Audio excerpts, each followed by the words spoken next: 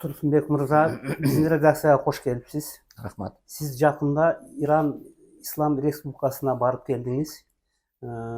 Тегеранга сизди ким жана кандай максатта чакырды? Ушул тууралуу айтып берсеңиз. Эми Тегеранга өзүңөр билесиңер, ушу Иран Ислам Республикасынын демилгеси менен Палестина маселеси каралды.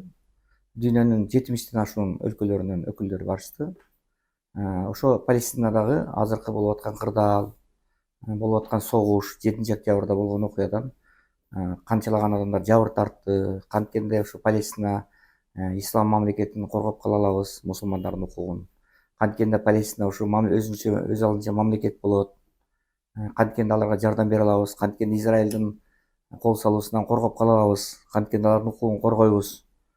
Канткенде ушу миңдеген адамдардын көз жашын токтотуп кала алабыз деген мааниде Иран өлкөсү гумандуулук кылып, мына ушул теманы көтөрүп, анан дүйнөнүн көп өлкөлөрүнөн элдерди чакырып, алардын жолдорун төлөп, каржыларын төлөп, жатаканасын, башкасын чакырып, ушундай бир чакырды да бизди. Эң негизги тема бул Палестина маселеси.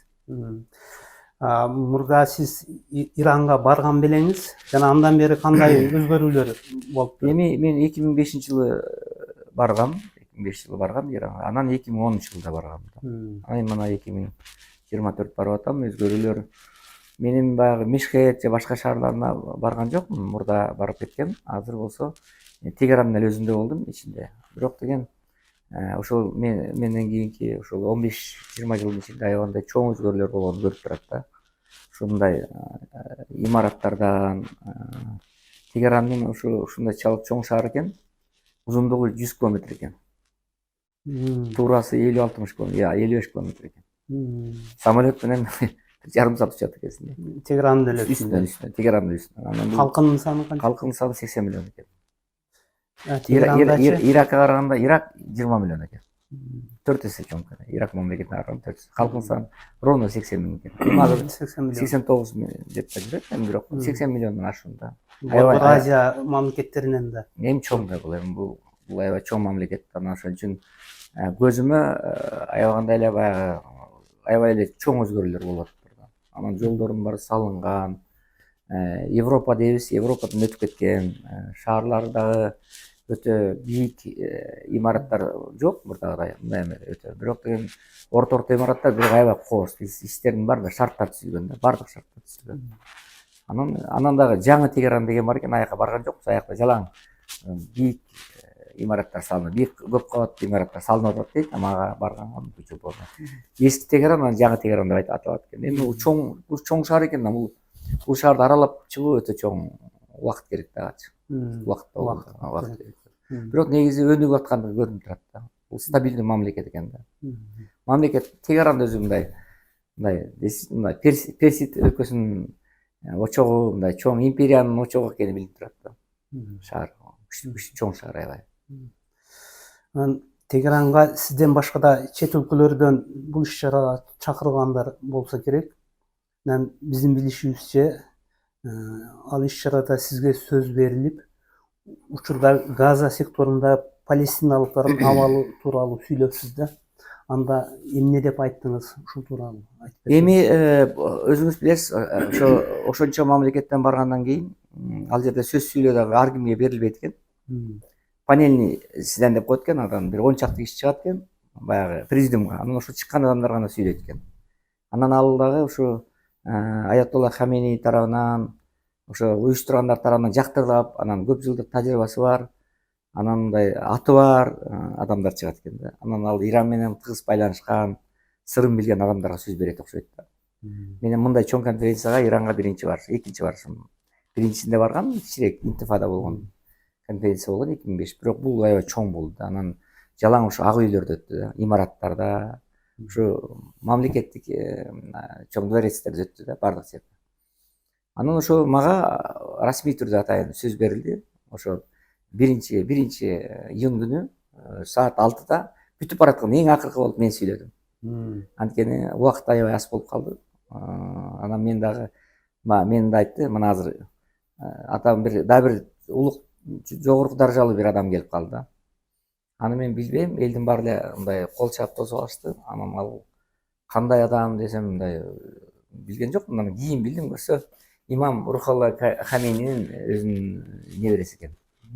Азыр ушу мен 60 жаштын айланасындагы молдоки имам экен, өзү таксыр экен, аябай билимдүү адам экен, саясатты да аябай жакшы билет экен. Бир чоң кызмат иштейт экен да, имам Хомейнин түз урпагы экен өзү. Небереси, өзүнүн небереси. Хамейни экен, Сейит Хамейни. Ошол киши анан мага сөз берди. Ал киши Тиги ведущий алып баратканга айтты, бул киши сөз сурап атат, бергиле деди. Анан да баягы атайын сөз берилген, бирок бул киши сүйлөсүн, канча кааласа сүйлөсүн деди, конок деди да. Мындай ошого ыраазы болдум да. Анан мен калпакты кийип алып, анан сөз сүйлөдүм. Мен сөзүм ал жерде кыска болду, бирок нуска болду дегендей. Ошол жөнүндө айтып ошол эң негизги мен айттым бул жерде. Биринчиден 47-жылы ошо эки араб мамлекетин түзүү боюнча ООНдун чечими пайда болгон. Израиль анан Палестина мамлекетин түзүү боюнча. 48-жылы Палестина Израиль мамлекет түзүлдү. ООНдун чечими менен мамлекет катары кабыл алынды, бүт дүйнө тааныды. Ал эми Палестина мамлекети мына 76 жылда болду андан бери. Быйыл 24-жыл, 48-жыл, 76 жыл экен. 80 жылга чукул убакыттан бери Палестина мамлекети түзүлбөй келатат. Дүйнө коомчулугу ушунун баарын көрүп атабыз. Мына Америкадан келген өкүлдөр бар экен дедим. Англияда, Франция, мына ушул 3 мамлекет, Канада болуп 4 мамлекет башынан, Швецияда бар, ушул мамлекеттердин баары башынан каршы болуп келатат. Анан ушул жерде мына 70 мамлекеттин өкүлдөрү турасыңар дедим. Ушу канчалаган палестиндиктер кырылып атат дедим. Мына 36 000 адам каза болду. Анын ичинде 16 000 ашуун жаш балдар каза болушту. Биз ушул жерде имаратта отурабыз, имаратта 3 маал тамак ичип атабыз. Самолеттор менен учуп келдик, жашаган жерибиз жакшы, гостиницада жатабыз, курсагыбыз ток, жакындарыбыз мындай каза болгон жок, мындай согушка барып. Анан биз эч кандай жаныбыз кейген жок. Анан келип сүйлөп коебуз, анан кетип калабыз. Ушу жакшыбы дедим. Мындай мамиле болбойт да дедим. Күйө турган болсок, чындап күйөлү да. Карачы, Европа мамлекети, Евросоюз баары бир болуп мусулмандарга каршы аракет кылып атат. НАТО баардыгы бир болуп санкция салып, Россияга, Иранга башка санкция салып аракет кылып атат. Эмне үчүн биз биримдикте боло албайбыз? Ушул жерде отурган мусулмандардын баары биримдик эмессиңер, кечирип койгула дедим. Уялышыбыз керек десем, баардыгы ушунчалык болуп кетти, залдын ичи дуу болуп кетти. Анткени мен баягы чыгып сындагандардан бири алга чыкса мен болдум да. Анан биз дагы намысыбызга келишибиз керек. Эми ушул мусулман бир туугандарыбыз өлүп атса, кырылып атса, балдардын баарынын буттары, колдору эметип бомба түшкөн сайын азыр жей турган тамагы жок. Бүт Израиль болсо анын баарын ээлеп алды. Азыр мына бомбить этип атат, ракеталар менен атып атат. Элди кырып атат, геноцид кылып атат. Анан биз эмне жөн эле конференция өткөрүп отура беребизби? Мына Иран жакында ракета ыргытты эле, барып алып кээ бир мусулман мамлекеттер ракетасын тосуп Израилга жардам берип атат. Ушундай 200-дүүлүк кылалыбы? 200-дүү болбойлу да, биякта да сүйлөп, тиякта сүйлөп. 100-дүү болбойлубу? Деп мындай ушундай эме намыска тийген залды жарып салдым десем болот. Анан катуу кол чабышып. Анан мени билбейт, Кыргызстан кайда экенин билишпейт. Анан бул ким экенин да билбейт. Атканда анан ошондон кийин аябай ыраазы болушту. Анан тез сүйлөп, анан мен айттым эме, бирок Иран өлкөсүнө анан баштаганда эле айттым мен. Раматлык имам Хамейни өлбөй койсо жакшы болот дедим. Ошо киши тирүү болгондо эч эбак эле Израиль маселесин чечип коймок дедим.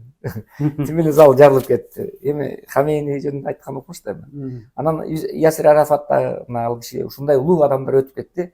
Бирок ушундай чыныгы мусулмандар өтүп кетип, чыныгы жетекчилер. Мажбүрий жетекчилер калып, муну ушуга чейин чече албай атабыз деп. Десем анан эми катуу тийдим да. Эми балдар өлүп атса, кыйылып араласа, ушундай.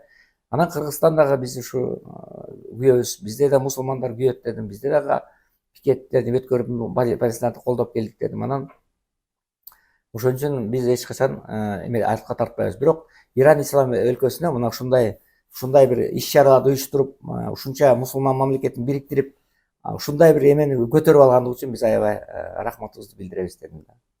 Рахматыбызды билдиребиз. Анан ушул жерде мен айтып коеюн дегеним, мына кичине документтерди алып келдим. Мына сизге айтып коеюн. Мына мен жана айтып кеткен эле 47-жылы. 47 мына могу көк менен эметилген бул Палестина мамлекети. Палестина көк, ак болсо эме да. Израиль анча эле поселение болгон ушул кезде. 47-жылы. Мына. Анан 47-жылы анан ООН экиге бөлдү. Палестинаны Израиль ак, жашыл болсо эме Палестина. Мына тептен кылып бөлдү 47-жылы. Ушул мамлекет бул эки бөлүп алгыла деп бөлдү. Газ секторун, Иорданияны жегин бүт баарын палестиниктер берди. Мына могун территориянын жарымын кимге берди? Израилге бөлүп берди. Оонун чечими менен. Анан мына 49-жылдан баштап 67-жылга чейин согуш кылды Израилде. Буларды кууп. Эми караңызчы, мына жашыл бүт басып алышты. 1/3 басып алышты. Мына ошентип ошондон бери согуш кылып кууп кетип, мына азыр калалы. Израиль мына палестиниктер жашыл кенеде мына бул жердегидей болуп калды. Мына бул жерде израильдиктер болсо, мына кичинекей ак тамгалар. Бул жерде жашыл тамгалар азыр палестиниктер. Алмашып калды экөө территория. Бул жерде полный ак Израиль болуп калды, бул жерде Палестина болчу. Мына 47-жылдан баштап азыркыга чейин эмне болуп калды? Мына полный территориясын басып алды. Мына тарых үчүн, жалпы телевидение үчүн көргөзүп коеюн дедим. Бул настоящий геноцид да. Мына ушуга айтып кетейин дегеним, баягы өткөндө айткам, Эмил мырза, МакГрегор деген ушул мурдагы эменин советниги болгон, Пентагондун советниги болуп иштеген МакГрегор, американец. Ошол айтып атат, эгерде Америка ушундай аракетин, ушундай бузукулуу аракетин, эскалацияны баштай берсе, уланта берсе, еврей мамлекети акыры жок болот дейт. Мына мен айткан жок, мына могут привести к уничтожению Израиля дейт. Анткени баардык нерсе бул мисалы ошол эле эмени дейт, азыр мына ошол эле Украина боюнча дагы Америка эскалация кылды, НАТОну кеңейтти, Украинаны кошуп алам деди, Грузияны кошуп алам деди, Молдованы кошуп алам деди, провокация кылып келди, эскалация кылды. Акыры мына согуш болду, эми азыр Украинада абал кандай болду? Мына шаарлар талкаланып турабы? Кандай трагедия болуп атат? Ошол сыяктуу эле мына ошол эле тагдыр азыр Израилди күтүп турат. Эгер Израилди Америка ушинтип эле провокация кылып, эскалация кылып, мусулмандарга каршы муну багыттап, колтугуна суу берип, ушинтип бул мамлекет еврейлерди бир жактуу колдой берсе, акыры еврей мамлекети жоголууга туш келет деп МакГрегор айтып атат. Мен айткан жокмун, бул уже МакГрегордун сөзү да. Анан экинчи айтып атат, эгерде Израиль мамлекети, ошол эле МакГрегор айтып атат, эгер Израиль мамлекети дейт, ушинтип эле аракеттерди кыла берсе, каршы провокация кылып, баягы геноцид кылып, анан ушинтип эле ушу палестиниктерди кыра берсе дейт, бүткүл мусулман мамлекеттер биригип дейт, Израилди биротоло твердо менен жок кылат. Акыры ушуну. Бирок ошонун башында Египет турбайт дейт, Сирия турбайт дейт, Турция турбайт, ошонун башында Иран Ислам Республикасы турат деп айтат. Ушу МакГрегор айтат. Муну американский профессор айтып атат. Мен айткан жокмун. Мен муну ушул баягы айтып атат. Андан тышкары мына өзүңүз билесиз, мына бир ай мурун баягы тиги эмедеги болгон, Дамаскта болгон, Сириядагы алардын посольствосу талкаланбады Ирандын, 13 киши өлдү. Ошондон кийин анан Турция мамлекети, Иран мамлекети ракеталарды атты, атып эмеге каршы, Израиль каршы ракеталарын, миңдеген ракета бир эле күндө атып, сыр көрсөтүп койду, кыр көрсөттү, кыр көрсөттү. Ошондо Америкадагы противовоздушный оборона менен тосту, Израиль да тосту, анан кээ бир мамлекеттер дагы баягы тосуп кошомат кылышты, ракета тосту. Анан булар айтат, эч ким жабыр тарткан жок, эч кандай зыян тарткан жокпуз дейт да. А МакГрегор айтып атат, мына ошол Иран Ислам Республикасынын атакасынан Израиль $1 миллиард кетириптир. Жок кылыптыр. $1 миллиард. Бир эле атакадан, бир күндүк атакада чыдайт экен. Эгерде 3 күндүк атака боло турган болсо, азыр мына эксперттер изилдеп атат, булар 3 күндүк атакага 4 күн уланса, Израиль Ирандын дрондорун гана талкалаганга жетишет дейт. 4 күн ичинде. Дрондор талкайын деп ракетаны бар жок кылат дейт. Анан Иран анын ракетасы менен жайлайт дейт. Дрондор эң күчтүү экен Ирандыкычы. Ошон үчүн бул Израилди талкайт турган эң күч мусулман мамлекеттин ичинен только ким дейт? Иран дейт. Мына ушул бул эксперттердин сөзү да. Бул муну ар ким эле айтып аткан жок, мен эксперттердин сөзүн айтып атам. Андан тышкары дагы мына ушул сурооңузга дагы эметип коеюн. Мына бул жерде дагы бир бул жерде эме деген бар, Скотт Риттер деген дагы өткөндө айтпадымбы? Бул дагы айтып атат.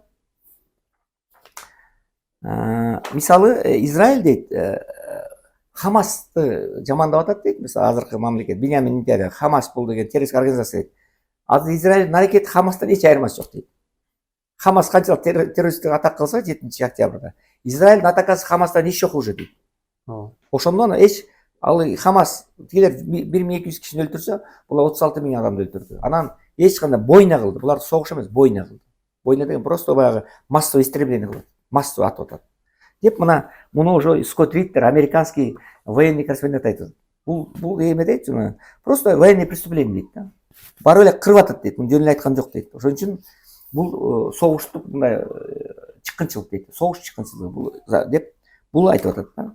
Андан тышкары ушул Израиль дейт, Израиль 10 жылдан канча 76 жылдан бери эмелерди Палестинада талкалап кетти. Массовый кырып келатат дейт. А бирок дүйнөлүк коомчулук дейт эме мырза. Мисалы адам укугу, сөз эркиндиги деп кыйкырып келет да, пикет, митинг деп. А буларды өлтүрүп атканда как будто ничего эчтеке болгон жок. Как будто эчтеке өлгөн жок эч ким. Дүйнө коомчулугу Америка баштап, Япония баштап, Англия баштап, Франция баштап, Канада баштап, мен демократиялык өлкөлөр деген бар. Как будто кулак муруну жок, көзү көргөн жок, кулагы уккан жок да. Как будто бир Израилдин өлгөнү ал адам эмес бул деп катар көрүп келдик дейт. Муну Скотт Риттер айтып атат. Американский журналисттер айтып атат. Муну мен айткан жокмун. Бул деген аябай эме да мындай. Анан эме Израилдин эмеси бар экен, министр оборонасы. Ал мынтип айтыптыр. Израилдин министр обороны жакында телевидениеге чыгып айткан экен. Палестиналыктар бул айван дептир. Палестиналыктар бул мал дептир. Аны аларды өлтүрө берсе бирөтөлө түп орду менен кырып жоготушубуз керек дептир. Эмне деген? Министр обороны Израиля бул Палестиналыктын баардыгы мал, буларды түп орду менен кырып жоготушубуз керек дептир. Мына ушунун өзү мына Скотт Риттер айтып атат. Мен айткан жокмун. Мына ушундай эме муну өткөндө бир профессор Джон Миршаймер деген. Мына бул профессор дагы айтып атат. Булардын баары америкалыктар. Мен айткан жокмун.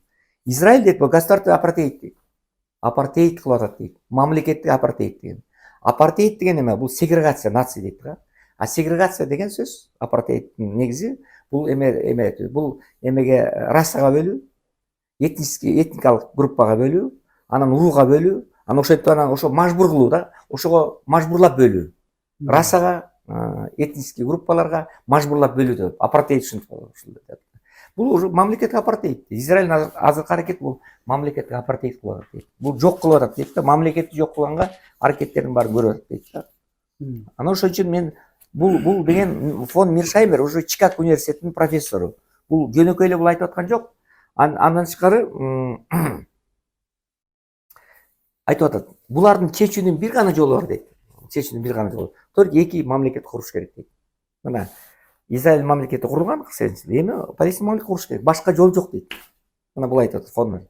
Башка жол жок. Эки мамлекет курса азыр Хамас бар дейт. Хамас Израиль мамлекети менен переговор бара албайт. Ал Хамас жөнү группада тура, вооруженный группа. Ал мамлекет катары сүйлөшүү жүргүзө албайт да. Жолусу кол койсо ким коет ошол?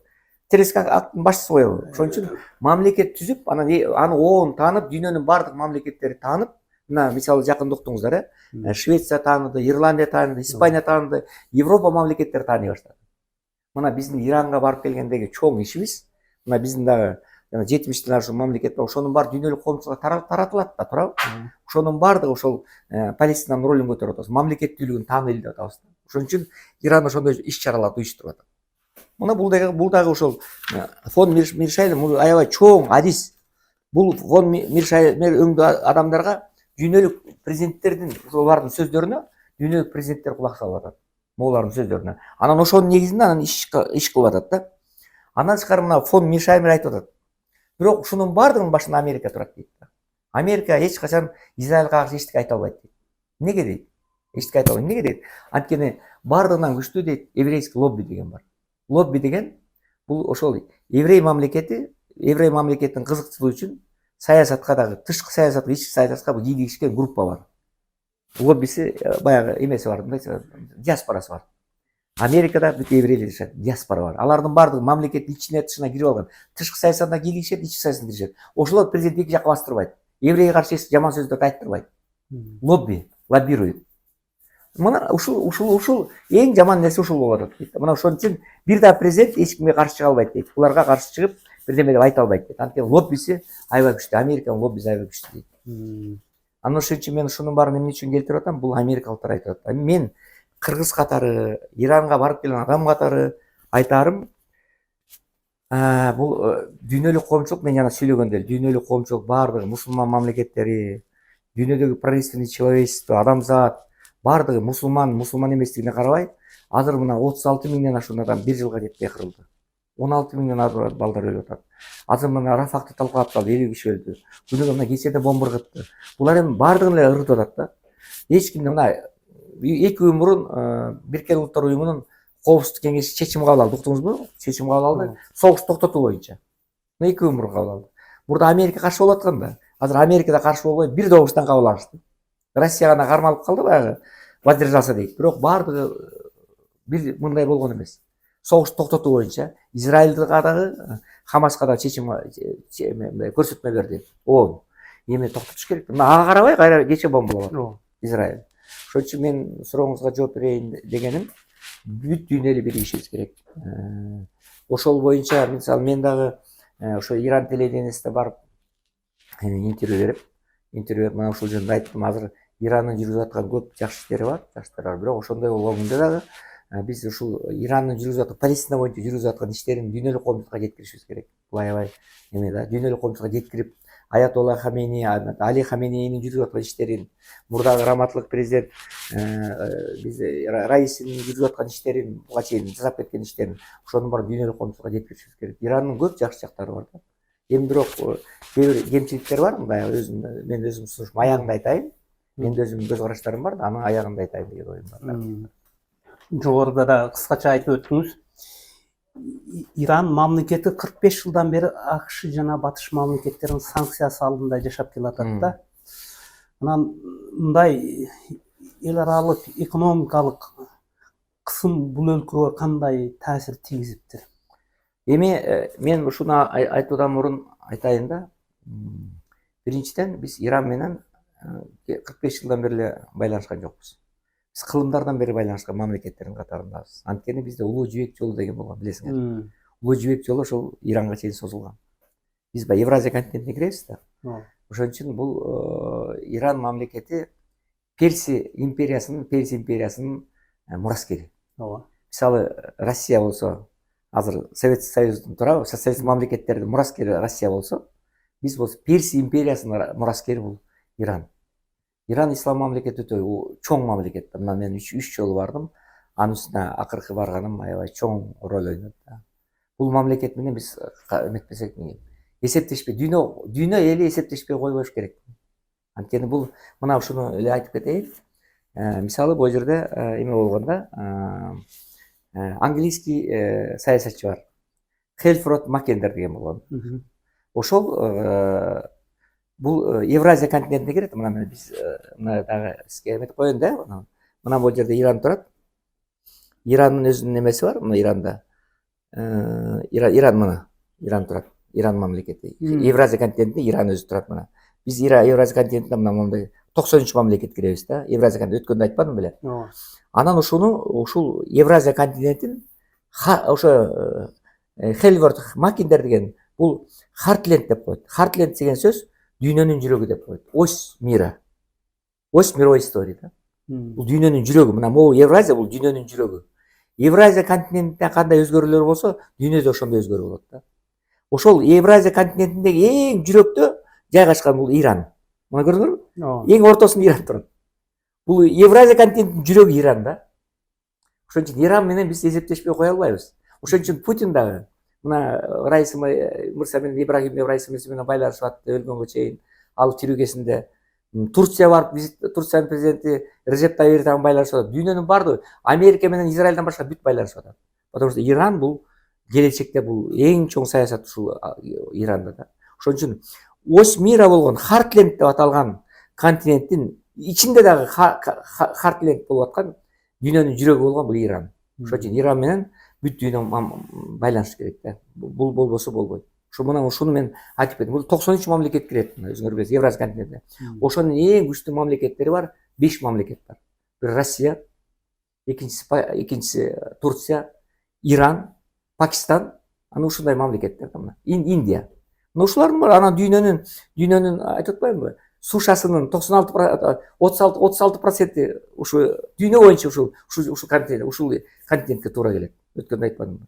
Ошон үчүн бул аябай Иран менен эсептешпей кое албайбыз. Бул баардык жерде Иран менен биз эсептешпей кое албайбыз. Андан тышкары мисалы Global Fire Lover деген эме бар экен, веб-сайт бар экен, военный веб-сайт экен. Ошондо дүйнөдөгү 45 өлкө болсо, 145 өлкөнүн Иран өзү показательдери боюнча, ошо Иран өзүнүн вооружение болсо, күчтүүлүгү боюнча 14 эмес экен. 14 орунда экен. 145 өлкөнүн ичинде 14 орунда экен Иран. Өзүнүн куралдык күчтөрү боюнча, элинин саны боюнча, природасы боюнча, ископаемалар боюнча, анын өзүнүн элинин немеси боюнча, кыскасы баары вооружениясы боюнча 14 орунда экен. Бул Израилге караганда да алдыда да. Ошон үчүн Иран менен дүйнөлүк коомчулук эсептешпей кое албайт да. Бул аябай чоң мамлекет. Мына ушуну просто айтып коеюн дедим кыскача. Ошон үчүн могу санкцияга карабай өнүгүп аткан. Анан ушу жакшы айттыңыз. Анан санкция маселесин айтайын дегеним, мен ошо Ирандын саясатчылары менен сүйлөштүм да 5 күн ичинде. Анан эгерде биз Америкага бир чет эме дейт, рахмат дейт, анткени эгерде биз санкция болбосо, ушунча жылдар санкция болбосо, биз мынчалык бирикмек эмеспиз дейт да. Мынчалык күчтүү мамлекет болмок эмеспиз дейт. Наоборот, биз канчалык Америка бизге ошончо кысым кылса, санкция кылса, дүйнөдөн бөлүнгөнгө аракет кылса, биз ошончолук биригебиз дейт. Биз ошончолук ынтымагыбыз бирик. Ошончолук биз Али Хаменейдин айланасына биригип, Раисинин айланасына биригип, жетекчилерибиздин баарын Аллах деп сыйлап, ушундай кылабыз дейт. Мына ошол эле муну эле булардын практикасын Россиядан көрсөк болот. Мына Россияда согуш болгон 3 жыл бар да. Азыр Россияга дүйнөдөгү 4-үнчү баягы поставляем эме боюнча, материалдар боюнча, ресурстар боюнча 4-үнчү орунга чыкты дүйнөнүн эң өнүккөн мамлекеттердин катарына. Мына ушул санкция убагында чыкты да, буга чейин болгон эмес да. Мына ушунун баардыгы көрдүңөр, канчалык кысым болсо ошончолук адам деген мындай канчалык кыйынчылыкты көргөн адам ошончо өсөт экен. Чыйралат экен, өсөт экен, баягы эч кимге кийине турган эч ким жок болгондуктан бир Кудайга жалынат экен. Ошон үчүн булар эми танкка чыгарат экен, ракета чыгарат экен. Өзүлөрүнүн ядерный университети бар экен. Өзүлөрүнүн бүт платиналарды чыгарат экен. Жердин алына, моренин алына, тиги океандын алына эме курушат экен, платиналарды курат экен. Бул чоң мамлекет экен эле. Таң калдым да, бул Иранды көйлө баягы молдокелердин эле мамлекети баягы артта калган деп ойлойт. Андай эмес экен. Ушуну сиз көзүңүз менен көрүп келдиңиз. Молдокелердин мына сүйлөгөндөрүн көрдүм да, чалма, башына чалып алса эле билими жок, Курандан башка эч ким билбей, андай эмес экен. Ал чоң саясатчы экен. Көбү чоң саясат, дүйнөлүк саясатты баягы тамырын кармап турат экен баары. Мына ушуну айтайын дедим. Демек, Иран бир эле дин жагына эмес, илим, маданият, билимге да басым жасап. Билим эми, илим, маданият, культура, искусство жагынан. Эми жанагы биз жанагы Иран менен Ирактын согушуна эмеге бардык. 8 жыл согушкан турбайбы? 80-89 чейин Иран согуш. Ошондо бир 16 миңден ашуун киши ошонун музейине барсак, эми ушунчалык искусство да. Ушунчалык бир же болбосо бир музейлерине кирсең, же болбосо зданиялар жанагы мамлекеттик зданиялардын эмеси жанагы чийме, ойма чиймелери. Эмне деген илим, искусство, маданият. Эмне деген чийме мындай, муну перс тилинде да. Бул эмне деген деңгээл? Бул целый академия. Муну Перс цивилизациясынын эми бул ошол мураскери да. Перс империясынын мураскери да. Бул мисалы ошол Советтер Союзу кандай, Москва кандай болсо, Тегеран ошондой да. Чоңдугу деле бирдей экен. Калкынын саны деле мындай көп эмес, анча айырмасы бар. Ошон үчүн бул аябай чоң мамлекет. Ошон үчүн бул мамлекет менен биз аябай мамилени бекемдебесек, бул болбойт. Анан Кыргызстан менен Ирандын учурдагы кызматташтыгына кандай баа бересиз? Жана биздин мамлекеттер кандай багытта өнүгүш керек деп ойлойсуз да? Эми бул боюнча дагы мен айтып кетейин, мен жөн барган жокмун. Аяктан дагы МИД аркылуу айттырып койдум. Мен кайсы мамлекеттик кызмат иштебесем дагы мени сыйлап тосуп алышат. Анан буяктан эми МИД аркылуу да айттырган экен. Анан аякта ошо Сыдыкович деген атайын Турдаков деген жетекчиси бар экен, посолубуз бар экен. Ошол элчи келди бизге, мага атайын келип, эмеге элчиликке мейманканага келип, Турсунбаковун келди деп, анан мен алып кетейин деп келиптир. Анан ал охраналар бербей атып, анан бир топтон кийин беришти баягы, анткени бул охраняемый адам деп бербей атып. Сизди атайын коштоп жүргөн, атайын коштоп жүрдү, КСРдин балдары. Бул эменин Сулеймандын балдары коштоп жүрдү. Анан баягы мейманканага жаткырышты, тамак ашы бекер, жатак бекер, бар охрана, күн-түнү кайтарышат, ушундай кылып коюшту да. Мен баягы мындай ар бир ушу бир 10 чакты делегацияга ошондой мамиле кылды. Ошон үчүн Кыргызстанга мага ошондой мамиле кылды. Эми бул баягы менин дагы анча катары бар, сиздердин Евразия Тудейдин эмеси авторитети, жетекчилердин, ушу Фарси агенттигинин силердин авторитетиңер да, рахмат, аябай аябай ыраазычылыгымды билдирем. Анан ошо эме менен Турдакун Сыдыкович менен анан элчиликке бардык. Мен мурда дагы ошол эле Медет Чуканович элчи болуп турганда, Медеткан Шерикович элчи болуп турганда барып кеткем. Анан бул жолкусунда бардым. Турдакун Сыдыкович жакшы иштеп атыптыр. Мына суроо деле бүтүп атыптыр, бирок аябай элчилер оңдоп, бүт мамилелерди түзүп. Анан айттым, эми кандай кылыш керек десем, анан Турдакун мырза айтты, мен айткан сөздү айтты. Биз көп маани, мына эми маани берип атабыз. Бул Персия империясынын мындай эң күчтүү мамлекеттеринин бири, мындайча мураскер. Ошон үчүн бул мамлекет менен биз кызматташтыкты өтө өркүндөтүшүбүз керек. Мен мүмкүн болушу 3 жыл аракет кылдым байке дейт. Бирок дагы өркүндөтүшүбүз керек. Бул мамлекетке биз дагы толугу менен көңүл бөлө элекпиз дейт. Бул мамлекеттин ресурсун биз толук пайдалана элекпиз дейт. Баягы эле Европа, баягы Америка, баягы эле Россия деп жүрөбүз дейт. Бирок буяка көп көңүл бөлө элекпиз дейт. Бирок эми азыр президентке айтып көңүл бөлдүрүп, байке көп аракетте жүрөбүз. Азыр канча миллион дейт, миллиондогон доллардын баарын буяка бөлдүрүп келип атат. Анан жакында Бакыт Эргешевич учуп барыптыр. Раисинин эмесинечи, ал кишинин алдыша аяктан барып анан бир топ министерство менен жолугуп, элчиликте Ирандын элчиликтерин кабыл алып, эме өкүлдөрүн баягы мамлекет кызматкерлерин биздин элчиликте кабыл алыптыр.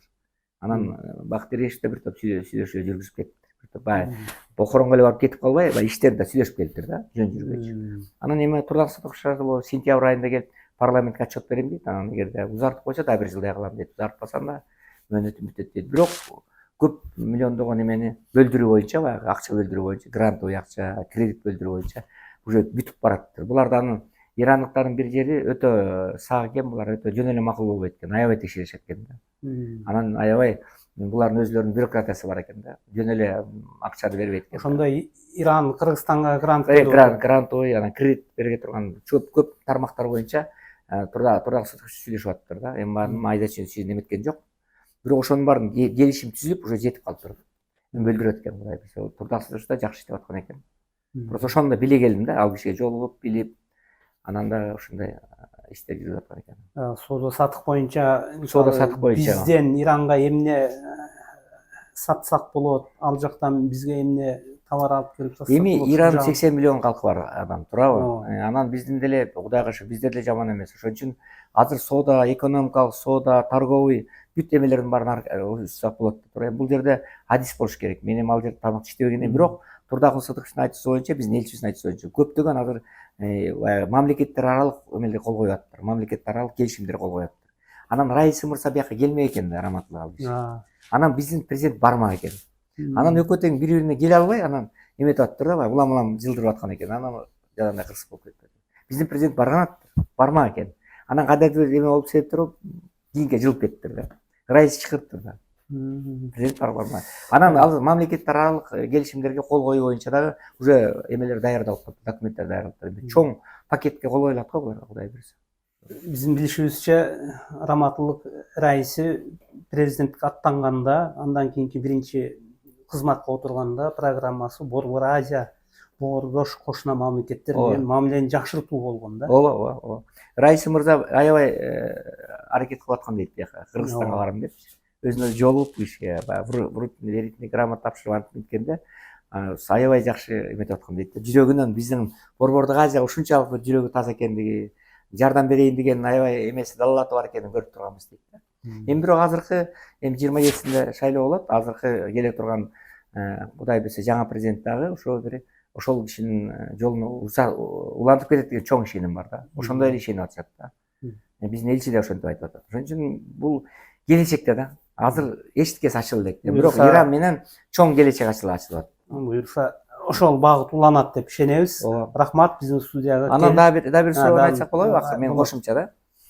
Эми бир мындай мен сын пикирим да, тууган күйдүрүп айтат дейт, душман сүйдүрүп айтат дейт. Анан эми Иран мамлекетин көрүп алып, мен аябай ыраазы болдум да. Ушунчалык чоң иштерди жасап атышыптыр. Жанагынча делегациялар чакырып, алардын баарынын каражатын көтөрүп алып, канчалаган буга чейин канчалаган жыйналыштарды өткөрүптүр, канчалаган каражат бөлүп атат, туурабы? Ошол Палестинаны коргош үчүн канчалаган жанагы майыптарына, мүмкүнчүлүгү чектелген адамдарга жардам берип атат, акчасын төлөп берип атат, туура аларды дарылатып атат, туурабы? Канчалаган адамдарга жардам берип атат, канчалаган материалдык нерсени көтөрүп атат. Бирок тилекке каршы мен эмне үчүн айтайын дегеним, ушунун баардыгы эметпейт да, мындай ачыкка чыкпайт да. Ушунун баары айтылбайт да. Ушул азыр мына биз өткөргөн биринен 3-үнө чейин болду. 1-ден 3-үнө чейин болгон ушу эл аралык форум, семинар деп аталат. Азыр мына дүйнөлүк аренада да көп көрсөтүлгөн жок. Тилекке каршы көрсөтүлгөн жок. Жабык бойдон эле калат да. Көрсө ушундай иш-чаралардын баарын эл аралык көп өткөрөт экен, бирок эч жака көрсөтүлбөй эле жабык бойдон эле калып калат да. Баары Кудай билсин деген сыяктуу элечи. Бирок эми аракет кылсаң анан берекет да. Мисалы Эрдоган, Режеп Тайып Эрдоган бир конференция өткөрсө, мындай бардык жака жайылтат да.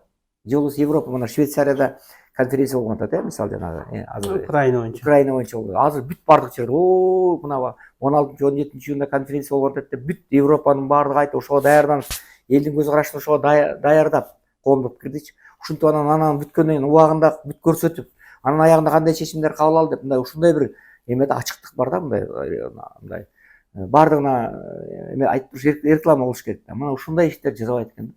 Анан мен ушул боюнча мен эметтим, Иран телевидениесине аябай чоң интервью берип, ушул жанагы Аятолла Хамининин өзүнүн эмесин өмүр баянын изилдеген атайын телевидение бар экен, национальный илимий центр бар экен. Ошого 2 саатка чукул интервью берип, ушул жөнүндө айтышты ал киши, ушу Али Хамини кирип чыгасызбы, эмне сунушуңуз бар дегенде. Мен ушу билбейм, эми кабыл алгам жок ал киши. Анда сиз кайрылбайсызбы, ал киши көрөт ушуну деди. Анан кайрылдым, урматтуу Али Хамини, ушу сиз менин дагы ушу Палестина боюнча көп иштерди жасап атасыз, силердин мамлекет. Ошон үчүн мен да жүрөгүмөн жардам берейин дедим эле. Сизге бир кирип чыгайын дедим. Менин айта турган да сунуштарым бар деп анан кайрылып койдум. Азыр да кайрылам ушул ошон үчүн бул жасап аткан иштердин баардыгын айтып турса, дүйнөлүк коомчулукка билдирип турса, анан ушу жасалган иштердин баарын эл көрүп турса, Иранның мисалы ошол эле Режеп Тайып Эрдоганбы, же башка Дамас эмесе, ошол эле Сириянын президенти, ошол эле жанагы кимдин Египеттин президенти, ошо Сауд Арабиянын президенттери бүт эки жакка барса бардык жагы прессанын баарын айтат. А Ирандын президенти барса көп айтылбайт. Ошон үчүн ушул реклама жагынан кайда барса ушул дипломатия жагынан айтып, көп мамлекеттерге барып, алакаларды эметтирип, мына ушундай жагынан реклама жагынан иштесе, көбүрөөк жабык мамлекет катары калып атат да. Ушул жери мага жаккан жок. Эми бирок мен баягы тууган күйдүрүп айтат дегендей, ушундай бир жабык болбой, ачык болуп, ислам мамлекети кийимдери жабык боло берсин, бирок тарыхка, саясатка ачык болуш керек. Ачык жүрүшсө, дүйнөлүк коомчулукка жасаган ишти айтып турса, ошондо эл көбүрөөк маани берет Ирангачы. Анан өзүлөрү болуп, өзүнүн собун өзү кайнай берсе, ал мамлекет өзү жабык бойдон кала берет. Мага ушундай бир оюм да, мына каалоом да. Туура, рахмат. Турсунбек мырза, биздин студияга келип, Иранга болгон иш сапарыңыз жөнүндө кеңири маек куруп бергениңиз үчүн чоң рахмат. Биз ишенебиз, сиздин ал жерде айткан сөздөрүңүз, дүйнөлүк коомчулукка кайрылууңуз бул сөзсүз өз жемишин берип, ушу бүгүнкү күндө Газа тилкесинде жабыр тартып аткан боордош мусулман калкына да чоң пайдасы тиет, Кыргыз-Иран кызматташтыгына да өтө чоң багыт берет деп ишенебиз. Рахмат.